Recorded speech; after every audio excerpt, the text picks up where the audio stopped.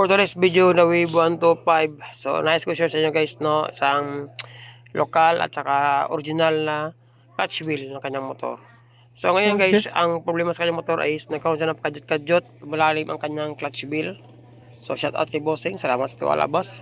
So itong motor na guys ay walang pirsa ang trisira at saka kwarta. So ngayon, nung binaklas namin ay malalim na ang kanyang primary clutch. So gusto ni owner na ikabit yung kanyang replacement na clutch wheel. Kaya lang, yung replacement na clutch wheel niya guys ay nabili niya ng second hand. Itong genuine niya is napabuild up na, tapos lumalalim naman siya, kaya nagkaroon na naman siya ng kadyot-kadyot. Since wala pang budget si Bossing, kasi si Bossing ay isang simpleng habal-habal lang, so ang gusto niya is at least may persa sa trisira at sa kwarta. Ngayon lang, sabi ko sa kanya, yung original at saka replacement na clutch wheel is magkaiba, no? So pagkaiba nito guys, yung original is hindi gaanong malagotok yung primary clutch. Kasi yung supporting na gear, yung tinest ko guys, is malaki ang tulong niya sa clutch housing. Kumpara sa replacement. Sa replacement niya guys, ay wala siyang twist. Ito replacement niya guys. So, hindi siya halos matwist mo. Ganyan lang galaw ng kanyang supporting na gear na yan. So, ibig sabihin is, magkaroon talaga siya ng lagotok kapag tuwing umaga o unang andar sa makina. Yan.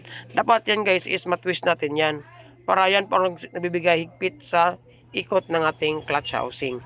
Itong original is malaki ang kanyang clearance ng kanyang twist guys, ng kanyang supporting na gear na yan sa kanyang primary clutch. Kaya pag tinwist natin siya, malaki ang higpit ng kapit ng clutch housing at saka primary clutch. Kaya lang guys, is wala lang po isang trisira at saka kwarta niya. So need natin mapalit talaga. So napilitan si Bossing na palitan mo na ng replacement. Kaya lang sabi ko sa kanya, ang motor mo is meron niyang lagotok tuwing umaga at siyempre pag mainit is nawawala naman siya.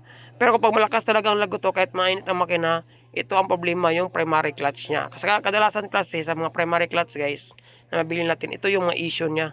Maliit lang ang twist ng supporting gear ng ating primary clutch. Kumpara sa original clutch is malaki ang kanyang twist. Malaki ito guys, oh. Diba? Malaki ang kanyang ikot. Yan po ang bibigay higpit sa ating primary clutch para yung gear to gear contact niya is hindi siya maalog sa loob ng makina. So kapit na kapit talaga yung gear at kumakapit bawat ngipin niya kasi nga yung supporting gear niya yun ang tumutulak. So try mo natin ilagay yung primary clutch niya sa kanyang crankshaft. So ito guys, umikot siya. Kung umikot siya, yung supporting gear na yan po ang bibigay higpit sa clutch housing. So kapag tinutulak ng clutch housing, ibig sabihin nag-engage yung main gear natin sa primary clutch at saka sa ating clutch housing. Maiwasan siya magkaroon ng lagotok. Kasi habang tumatagal guys, yung mga gear natin unti-unti yung nagkaroon ng pagnipis.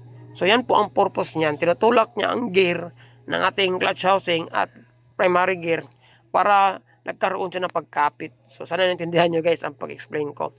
So ito po ang kanyang genuine. So ito po ang pagkaiba ng replacement. So kadalasan kapag bumili kayo ng replacement guys, ito yung unang tingnan nyo. Dapat umiikot yung supporting gear niya na maliit sa dulo.